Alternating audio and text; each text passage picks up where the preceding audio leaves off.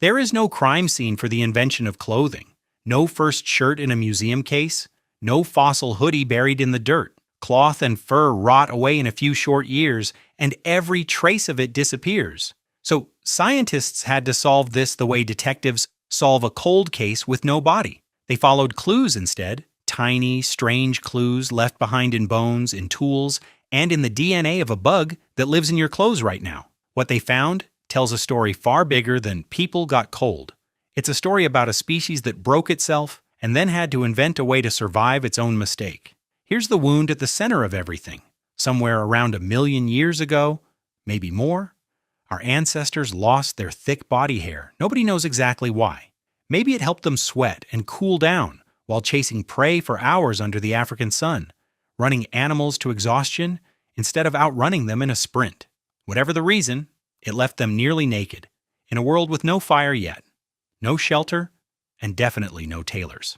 For a shockingly long stretch of time after that, they had nothing to cover themselves with at all. No fur to fall back on if the plan failed. Imagine that. Bare skin, cold nights, rain that soaked straight through to the bone, and no way to fix any of it. Every other animal on the savannah had some kind of built-in armor against the weather. Humans had given theirs up and hadn't figured out a replacement yet. So the first clue investigators needed was simple. When did humans finally solve that problem? And more than that, how do you even go looking for an answer when the thing you're searching for has completely rotted away? The answer came from something almost too small to notice and honestly a little disgusting. Head lice and body lice look nearly identical, but they live completely different lives. Head lice cling to hair. Body lice can only survive inside clothing, tucked into the seams where they lay their eggs, feeding on skin but never leaving the fabric. That means body lice couldn't have existed before clothing did, because there would have been nowhere for them to live. A geneticist studying their DNA found that these two lice split into separate creatures sometime between 70,000 and 170,000 years ago. In other words, clothing itself is probably not much older than that, a shockingly recent invention for a species that had been walking the earth for over 1 million years already, bare-skinned the whole time. For hundreds of thousands of years, in other words, our ancestors simply endured the cold with nothing at all. But knowing when clothing appeared doesn't tell you what it looked like or how it evolved. For that, the case moves to a different kind of evidence: worn edges and broken bones. At an old Neanderthal campsite in France, archaeologists pulled out a strange, smooth bone tool with a rounded tip, polished by years of use. It looked oddly familiar. So familiar, in fact, that when the researcher who found it went looking for something similar, she found nearly the same tool for sale online, still used by leather workers today. Neanderthals had been softening animal hides with it, turning stiff, stinking skins into something soft enough to wear. That single artifact rewrote what people assumed about who invented clothing first, and it suggested that the skill of working leather was older and shared more widely among different kinds of humans than anyone had guessed. Then there are the feet. An anthropologist studying ancient toe bones noticed something odd. Walking barefoot keeps your smaller toes strong because they grip the ground with every step, like fingers curling around a rope. But starting around 26,000 to 30,000 years ago, human toe bones suddenly got thinner and weaker, while the rest of the leg stayed just as strong as before. There's only one explanation that fits. People had started wearing shoes, sturdy enough that their toes no longer had to grip anything at all. Bones don't lie about how they were used, and this shift shows up again and again across different sites, too consistent to be a coincidence. And in a cave in Siberia, diggers found something almost impossible to believe still existed, a needle carved from bird bone, with a tiny eye at one end for thread. It was tens of thousands of years old, and it still looked usable. A needle with an eye doesn't just mean clothing. It means someone sat down and stitched fabric to fit an actual human shape, sleeves for arms, a hood for a head. That's not survival gear thrown together in a panic. That's a craft, passed down, practiced, improved. Now here's where the clues stop being abstract and start feeling like real people. About 34,000 years ago in what is now Russia, a community buried 2 children side by side, head to head, in a single grave. And what they wrapped those children in changes how you should picture this whole story.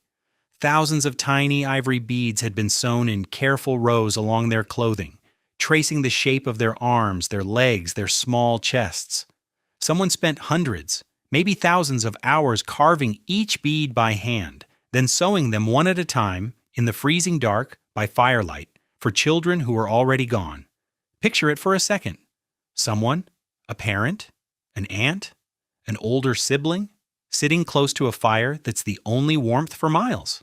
Cold fingers threading bead after bead onto cord, night after night, for a child who will never wear this outfit while alive to feel it. That is not efficiency. Nobody needs that many beads to stay warm in a grave. This was about something else entirely. The same impulse that makes us dress a loved one carefully for a funeral today. The need to send someone off looking cared for, looking loved. This wasn't about staying warm anymore. This was grief, love, and pride, stitched directly into fabric, using a skill humans had spent tens of thousands of years perfecting. That's the moment clothing stopped being a tool and became something closer to language. A way to say something about a person even after they could no longer speak for themselves. But here's the twist that raises the stakes of this whole investigation.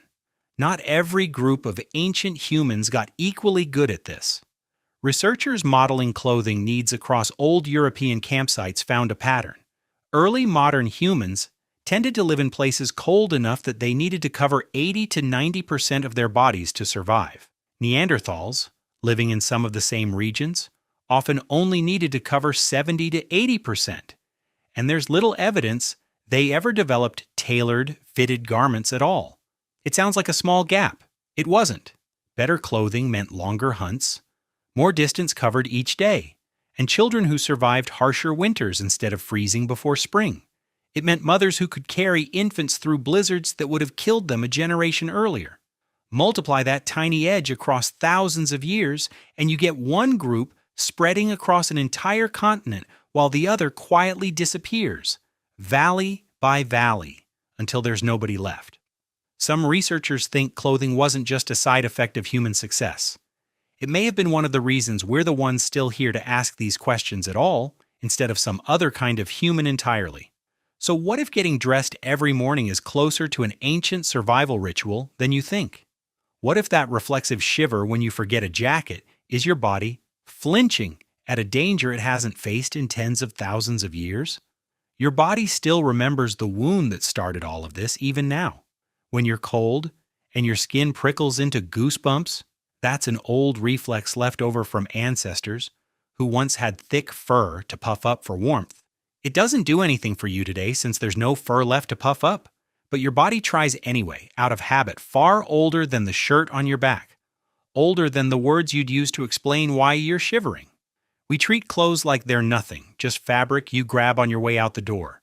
But every seam on your body right now is the last step in a story that started with an accident, a species that lost its fur before it had anything to replace it with. First came bare, exposed skin, then a stolen hide draped over cold shoulders, then a softened piece of leather shaped by hand, then a needle and thread, and a shape that finally matched a real human body. Then beads, sewn in grief, turning survival into something worth remembering, something worth passing down. We didn't invent clothing because we were clever. We invented it because we were broken first, exposed and unprotected in a world that never stopped being cold, and we refused to stay that way.